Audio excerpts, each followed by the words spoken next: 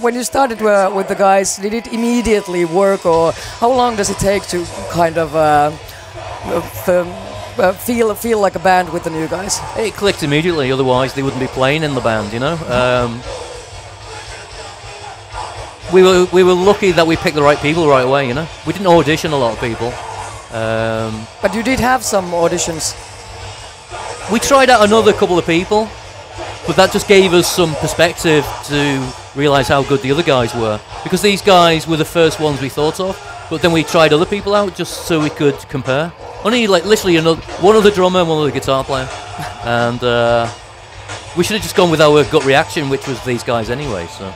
How did you end up with the guys? Have you known them for long, or? Yeah, we toured America with Dan Wilding. He was in another band called Aborted in 2008, and with Ben Ash, we kind of knew him through a friend of a friend. So yeah, they're not complete strangers, you know, in our little social group. So.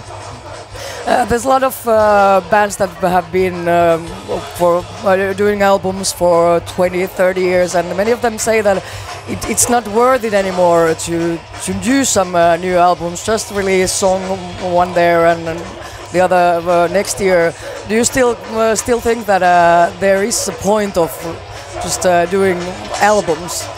Yeah, I mean, the bands that complain that they're not selling albums are the ones that have been around for a long time, and people have just lost interest in those bands. You can't make 20 albums and expect to, you know, have this constant level of, you know, people are going to wander away. I don't know, Linkin Park's new album came out, they sold 110,000 albums, so tell that to Linkin Park that no one's buying records, because, you know, some bands still sell albums, just not crappy death metal bands, you know. We're lucky that we took a hiatus.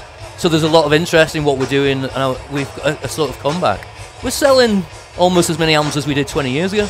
We never ever sold millions, so we've got modest expectations. But this album's very successful. For a Carcass album, it's as successful as anything else we've ever done, so we've got no complaints. You know? Did you know that people are really expecting you to come back, or was it a little bit nerve-wracking that is somebody still interested? No, not at all.